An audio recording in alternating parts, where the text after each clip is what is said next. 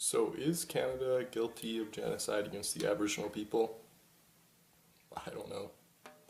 I'll have to contact my lawyer, Burt Machlin, the awesome lawyer.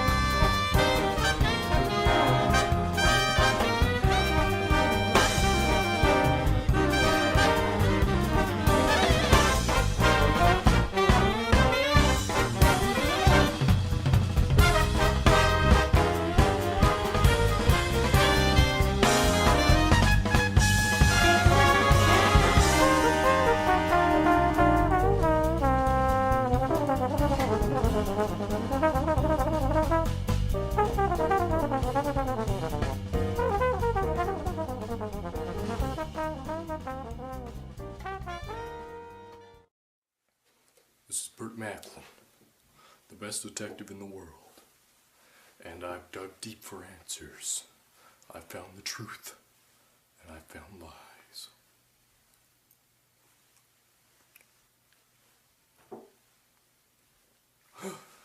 And I've found my thesis statement. I've found out that the Canadian government is, drumroll please,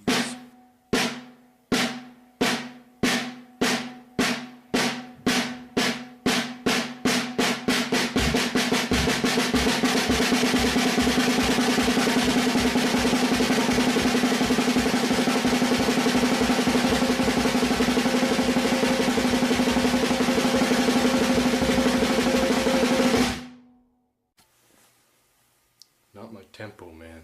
Do I need to throw a chair at your head? Anyway, I found that the Canadian government is guilty. Well, turns out, here's the thesis statement. The Canadian government is guilty of attempted cultural genocide because they tried to assimilate the Aboriginal people, exterminating their culture. This is Burt Machlin, the awesome detective. Time for the evidence. Well, here we go, right into the evidence. Okay, so in order to know if they were guilty of committing genocide against the Aboriginal people, we need to know the definition of genocide. So, here's the definition. It is the deliberate and systematic extermination of a national, racial, political, or cultural group.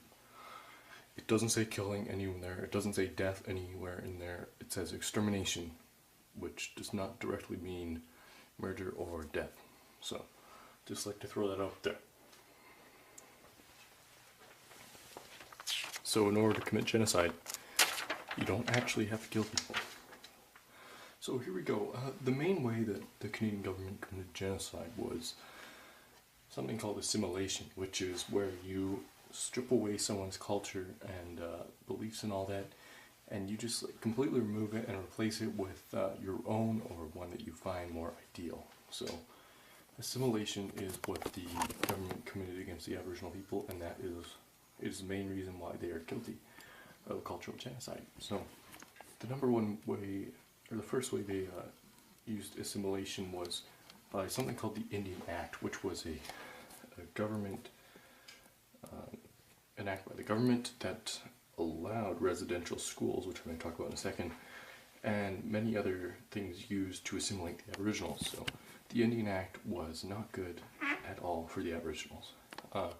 There were a few things that were kind of favorable, but it did allow assimilation, which was awful.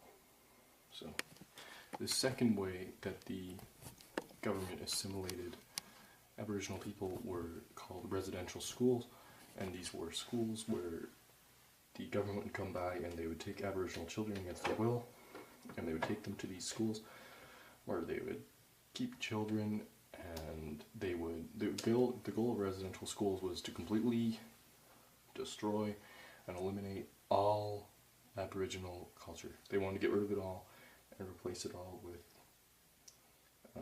Western views and all that, values, beliefs. So they did that by cutting their hair, which was sacred to them. There was a lot of physical abuse and sexual abuse in residential schools, and residential schools had a lot to do with Christianity. Converting them to Christianity was a huge part of residential schools, and a lot of Aboriginal children died there, and were actually, believe it or not, they were hidden under the floorboards in certain schools, which is insane. So that happened. Residential schools were terrible. The children that were captured to go there were between the ages of 5 and 16. And if the children did not die there, they usually came home. They didn't remember anything about their culture. They were completely shocked and stunned, and they had post-traumatic stress disorder, which led to alcohol abuse and drug abuse, which led to tons of other problems. So residential schools screwed everything. And I don't have an exact date for them. The first one was established in about 1880, I believe, and the Indian Act of 1876 allowed them. So the third way they assimilated them, this was a little subtle way, but it did harm them. It was when they banned potluck celebrations, which were a big part of Aboriginal culture, and in 1884 they just went out and they said, yep, no, none of that, no more celebrations. So it's like if they banned birthdays, or Christmas, or, I don't know, something that's important to us, they just went out and banned it, which is not good at all, and it was done by the government, which is another reason why they are guilty. So was residential schools. The fourth way they assimilated them was enfranchisement, which was made compulsory in the Indian Act of 1876. Enfranchisement was a policy by the Canadian government that allowed Aboriginals to remove their Indian status, causing them to lose their legal and ancestral identities. So basically you could go and you had to later on with the wonderful Indian Act of 1876, which did so much great. That was sarcasm in case you're a robot.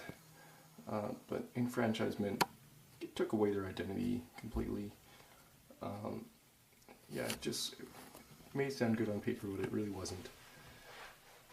And that's the ways they committed assimilation. This is basically why the government's guilty. They went ahead and they removed their culture brutally in residential schools with the physical and sexual abuse and all that, and they took them against their will. And there have been apologies. That's still, like, who cares if they apologize? They still did this. So, yeah, assimilation is the reason they're guilty. It's the number one reason. They got rid of their culture. They tried to completely eliminate Aboriginal culture, which is pretty easy because it's all passed down orally. Now, if you aren't